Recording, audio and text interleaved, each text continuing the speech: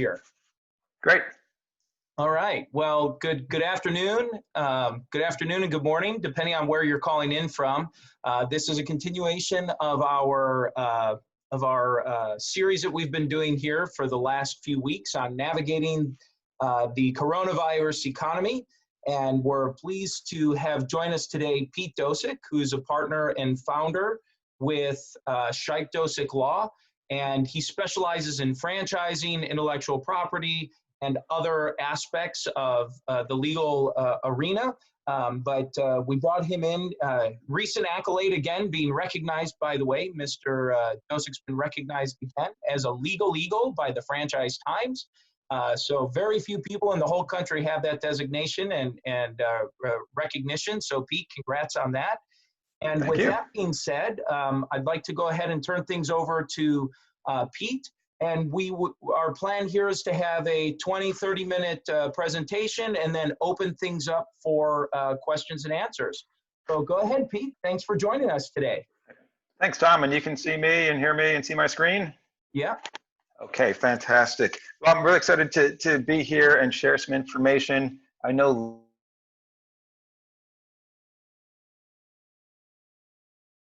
legal things that the government is doing. So I'm going to speak more towards franchising and what we're seeing in the marketplace with some issues, but not talking about the government rescue programs. So my background real quick, I've done franchising, I guess maybe, I've graduated law school in 1997, so it's been a while. I spent 5 years with Church's Chicken in-house. I was also with Starwood Hotels in-house for a while. And we've had our own law firm focusing on franchising and general business law since 2013. And I work with quite a few of Tom's clients and appreciate all the chance we got to share some information with you today. So the 4 things I wanted to cover, a little bit about 2020 franchise disclosure documents. Some franchisors have those done, others are still working on that in process. Some issues I'm seeing in franchise sales, and then just dealing with the existing franchisees, what are the problems we're seeing and what are the options for franchisors? And then finally, a little bit about the force majeure, which many folks may have heard about that. We'll talk about what exactly that is, what it accomplishes, what it doesn't, and how it's going to affect franchisors and franchisees now. So 2020 franchise disclosure documents. First thing to remember, the 2019 FDDs expire at the end of April. That assumes you're on a fiscal year end of December 31. The Federal Trade Commission has not done anything or said anything about extending that deadline. And we don't expect them to be honest, as far as I know. And as far as I know, no one at the FTC even is at the desk doing franchise stuff. I don't ever see them take an active role, and they haven't in many years. Now, some of the states that require registration have announced deadlines to extend the deadlines. The critical thing, though, is that doesn't really accomplish anything, right? If your franchise, if your FDD has expired on April 30th, the fact that the state has announced a deadline extension doesn't change that. You still cannot offer or sell franchises with an expired FDD. All that it accomplishes, though, is that if you normally when you submit a franchise FDD with the state, if it's your first time, you pay a higher fee. If it's a renewal before it expires, you pay a lower fee.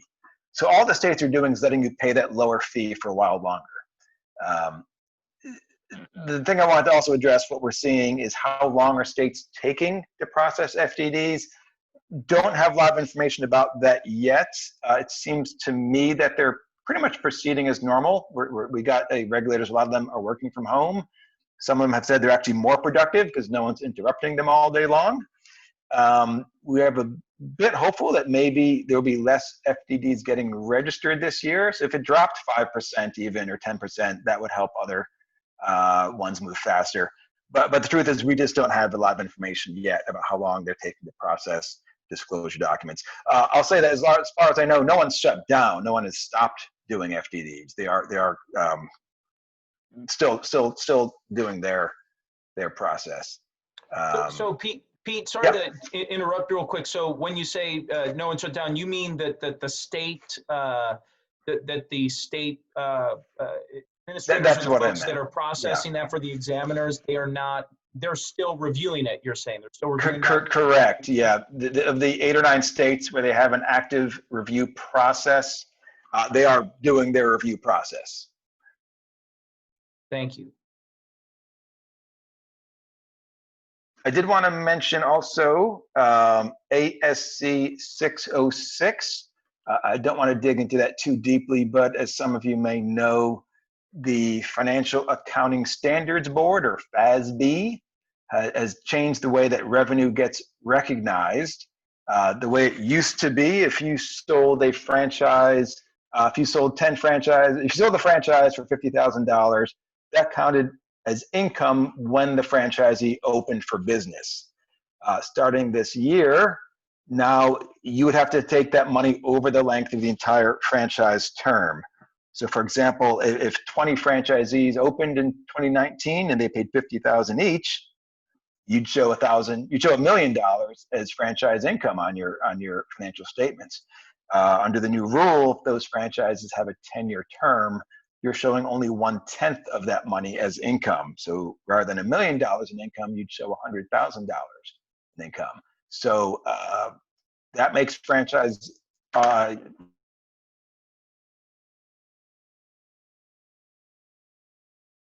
a lot of facts have not changed. One clever workaround we've seen is a couple auditors are putting a note in the audit saying, here's what they'd look like if we didn't have ASC 606. So anybody reading the financials, either a prospective franchisee or state examiner, can kind of get a quick look and say, okay, here's how it would look under the old rules. And okay, I do see a lot of cash, I do see a lot of income. So, and then just this week, a couple days ago, FASB decided, they announced they're delaying ASC 606 for 1 year. I don't know what that's going to really change things. And just to let you know, we have been seeing examiners in at least 2 states requiring that the ASC 606 be mentioned, and it's being followed. So that is something we expect to continue.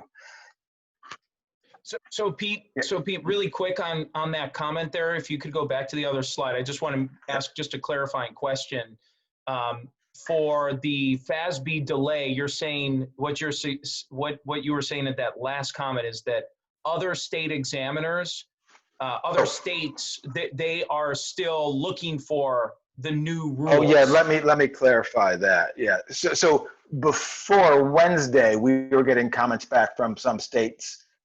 If we submitted an audit that didn't have ASC 606 mentioned or didn't seem to comply, they would say, no, you've got to comply with ASC 606. Haven't had anything since Wednesday. We haven't seen any response yet. I did have one client ask about redoing their audit, and I'm like, yeah, at this point, just, it's done. It's ASC 606 was in there. It's just, I wouldn't hold up. If you have already done your audit, I wouldn't stop and redo it now just because you can make it the numbers look better, if that makes sense. Okay, so last thing I want to talk about in the 2020 FDD, finally, specifically on topic of COVID. So it should be COVID-10. Like I wrote, it should be COVID-19. First thing, do you put something about the pandemic in the risks of your investment section in FDD? And Tom is smiling. He knows that's a trick question there. There is no risks of the investment section in the FDD. We are seeing some lawyers talk about putting something in item 1 or somewhere about, pandemics are bad. But really, you're not supposed to. The FDD, the way we like to do them is we respond exactly to what the disclosure requires. So we try to do not one word more, not one word less than what is specifically required. And as you may know, in some states, they don't allow you to put stuff in that's not required. You literally, I think Illinois and some others, I would expect to reject anyone attempting to put in a paragraph disclaiming or warning people about the pandemic and how that would affect the business. However, Washington is taking a different approach. We're already seeing them respond to item 19 issues with a question about COVID-19. So specifically, item 19 is where you can put information about your outlet's performance, their profits, their sales, other financial information. If you want to make it available to franchise prospects, it goes in item 19. And Washington is responding to anyone with a question of explain how this is reasonable and not misleading, in their language, to have any financial information in item 19, because whatever they did in 2019 obviously is changing in 2020. The way I've been handling that is with a note in item 19. There is an obscure requirement in the regulations that does say when you furnish an FDD, if there's been a material, if the franchise seller knows or should have known that there's a material change in the information in item 19, you're supposed to notify the franchise prospect. That's a pretty obscure rule. I don't know many people, or even lawyers, are really putting that into practice. But what I've been doing is basically a couple sentences in item 19 saying, there's been a material change in the performance. These outlets are temporarily closed due to the pandemic. I'm not too concerned overall if you don't mention that the pandemic has affected the financial performance, because it's just common knowledge. No one's gonna be able to claim that they bought an FDD and didn't realize that there was a pandemic. No one could buy a franchise and plausibly claim they didn't know there's a pandemic affecting how your restaurants are doing or how your gyms are doing or whatever the business is. I think it's good to be careful about things, but ultimately I don't think it's going to create any legal liability in selling franchises. But who knows? It's hard to say for sure. All right, so now I want to turn to what I'm seeing in existing franchise sales. What's going on there? So what I'm seeing, and Tommy, feel free to chime in, or anybody else. Yeah, deals are slowing. Deals are getting put off. People are kind of adopting a wait and see attitude. That said, I am seeing people still sign franchises for restaurants and gyms and other things. I think people are don't think the current situation will last forever, because it won't. And when they come back, they're going to be ready to move forward. I am seeing some more flexibility from franchisors in terms of negotiating fees. If the franchise agreement has an opening schedule, that you need to be flexible about that.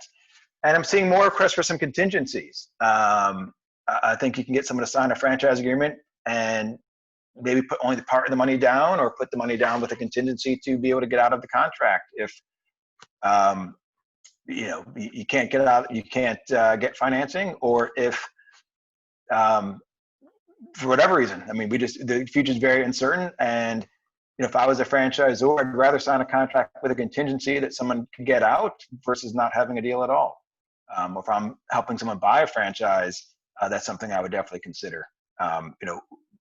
If we sign a deal and things haven't changed in a few months, I wouldn't want my client to be in breach or to be stuck.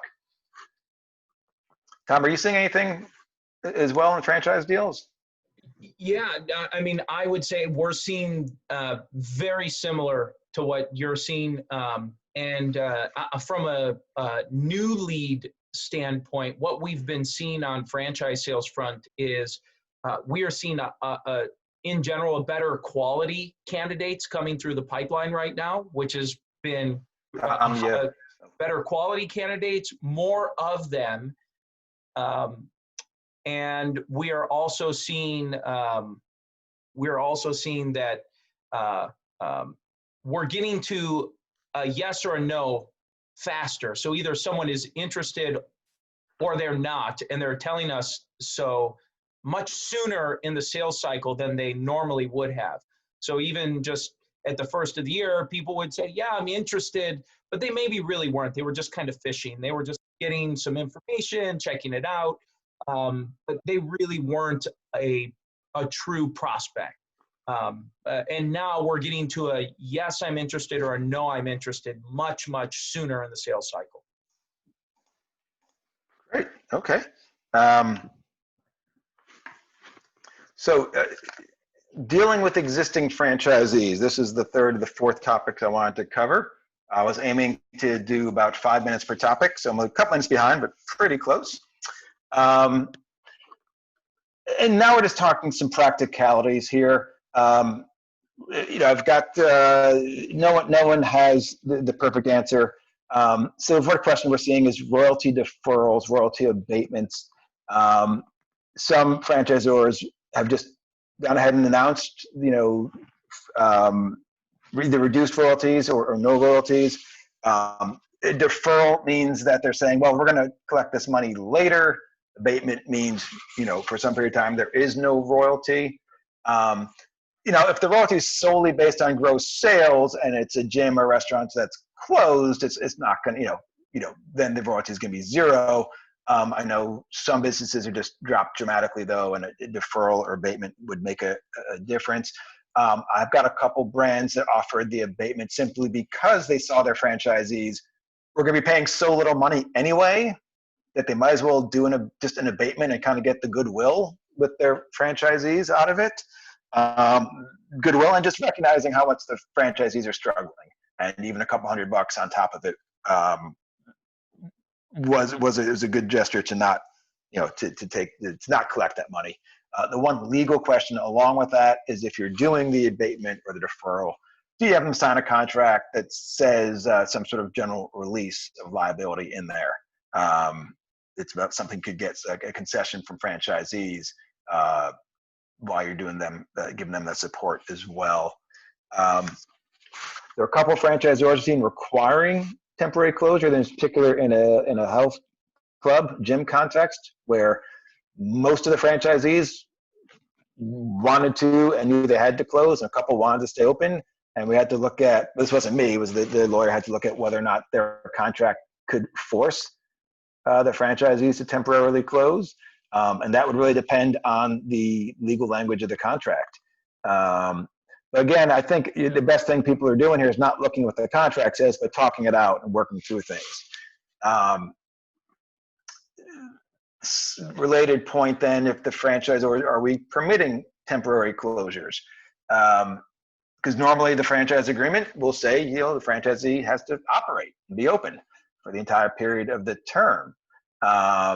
Given the circumstances, I think if a franchisee requests a temporary closure or just tells you they're going to do it, I don't think it's a good idea to argue the matter with them. But yeah, it's best to have that discussion and have it, in writing and make sure it's clear about what the limits are going to be on things like that. And then finally, permanent closures. At this point, I think some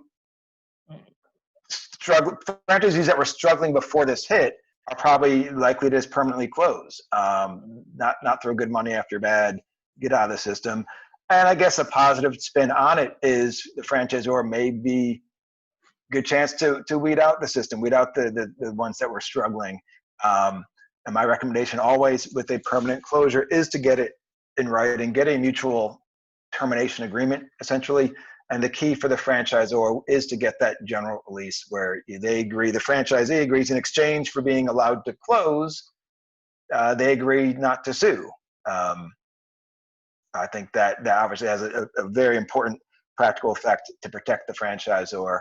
And then from the franchisee's perspective, yeah, maybe you don't sign that if you don't think they're gonna come after you. But I just, as a lawyer, I prefer to have a nice, clear, written, understood closure for both sides, not just shut the.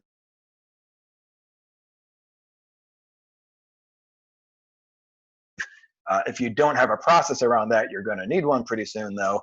That's going to include making sure the location gets de-identified, making sure the confidential information gets returned, dealing with the software and the other aspects.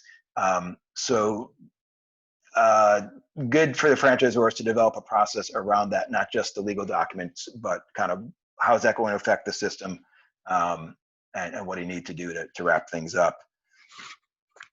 Okay, so the last thing I want to talk about now, we are going to get into legal gobbledygook here. The force majeure clause, which I'm having a lot of non-lawyers ask me about that. So I thought I'd start off with the definition here, which is pretty useless, but basically it says, It literally means a superior force. The important thing to know here is, does it allow you to get out of the contract? So a few things. First, force majeure, it has to be written in the contract. The court just doesn't find it if it's not there. But does essentially, depending on how it's written, it'll essentially say that for something that's out of anybody's control, performance would be excused. But the details matter on exactly how it's written, right? What does it cover? What does it mean to excuse performance? I think the best example would be, and this is how does it affect your franchise agreement or your lease. Franchise agreement or lease often says you have to stay open. Okay, government forcing you to close or having a shutdown order makes that impossible. The lease says you have to pay rent. Well, you can. If the financial system shut down, that might be a force majeure that allows you to avoid paying. But the general expectation is going to be that you still have to pay. The force majeure is often not written in the contract. I don't put it in my franchise agreements. The reason being, force majeure is a way for someone to get out of having to perform. And since a franchise agreement is 98% about the franchisee performing, I don't think we need to give them a reason to not perform. But there are some alternatives which aren't necessarily written in the contract, but kind of mean the same thing. That basically, if the court, if you have to operate your restaurant and a hurricane comes through town and you can't operate for a few days, the court's going to basically say, you're excused for that period. It's called the doctrine of impossibility, or performance was made impractical. A related point would be public policy, right? That if the government or if there's using its valid powers is saying they can no longer be open for this business, I don't think a court is going to argue that the franchisee is in breach of a contract, because they don't want to give that franchisee an incentive to have not complied with the lawful order during the pandemic to protect the public.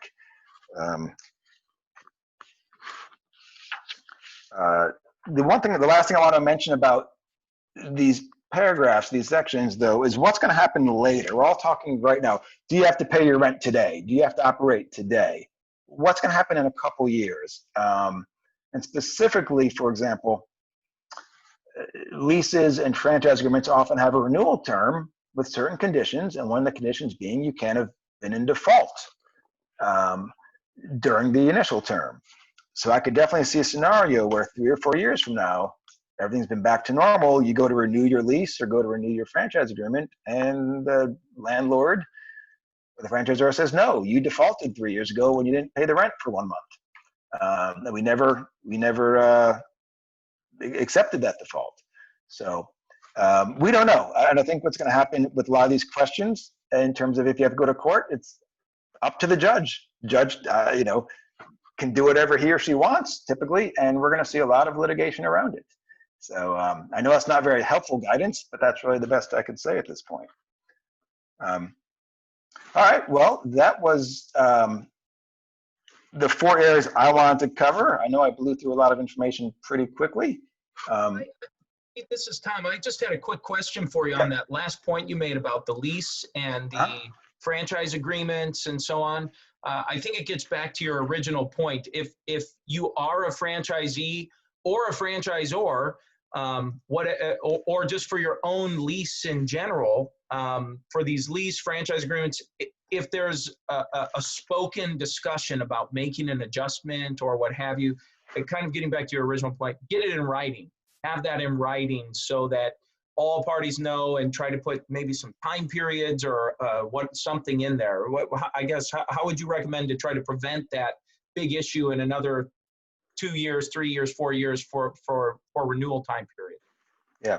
So one thing I'll recommend, getting things in writing, even in an email, is valid. I mean, it's proof. A lot of times it's good to get kind of things done informally and not look like you had a bunch of lawyers write it or had lawyers argue about it. But an email from somebody is evidence of what the deal was. That's the one level, but then you can also go to a more formal letter agreement or even something, full-blown contract, making the changes.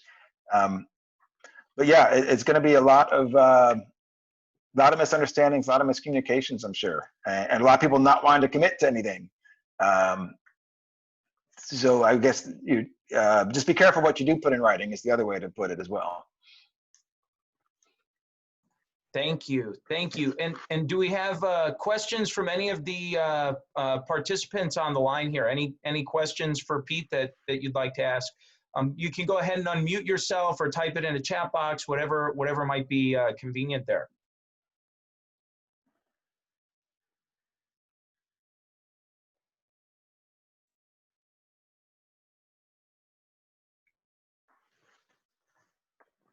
Let's see. Chat box. Well, I know I have a couple questions that I wanted to ask Pete that I've seen come up recently that I made notes of here. If you are an essential services provider, and just a question that comes up, so you're operating, you have some staff working or customers coming in, I guess what from your just general idea, or do you have general recommendations on what a business or a franchisor should be doing if their franchisees are essential services provider? Certainly there are probably issues, I'd imagine. I just read a case where there's already a lawsuit been filed against Walmart, where 2 employees, unfortunately, from the same store died from the coronavirus. And so,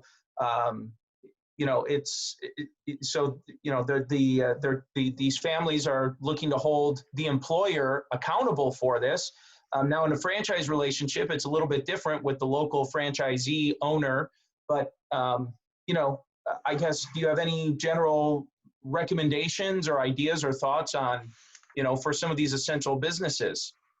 That's a great question, and I don't have a fantastic answer. I mean, I think the best is you can't stop people from suing, and that's a part of life in America, unfortunately. And it's a shame, and it's easy for me to pontificate when I get to sit here behind my Zoom screen and work from home. So I think ultimately businesses are going to have to do the best they can to protect their workers. Comply with best practices, even though those seem to be changing rapidly, and being able to protect your employees is difficult. But we're going to hear about the outliers. You're going to hear about the couple people suing. You're not going to hear about the millions of other people who aren't. So really, I think you keep safety in mind. Keep protecting your employees as best you can, and be careful of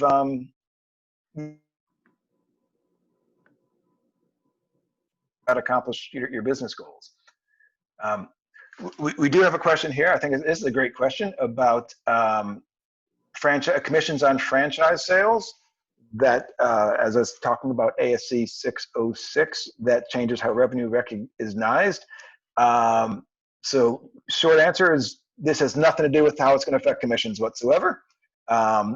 So yeah, commissions would get paid normally. This thing about recognizing the revenue over 10 years is purely an accounting matter. I'm not an accountant. I can't even really understand why it's there. I've looked at several broker commission agreements over the years, and nothing in any contract I've seen would make me think that the change in their accounting would affect how brokers get paid. So great question. I'm glad I can actually give you an easy answer. Great. Thank you. Additional questions for Pete while we have him on with us here?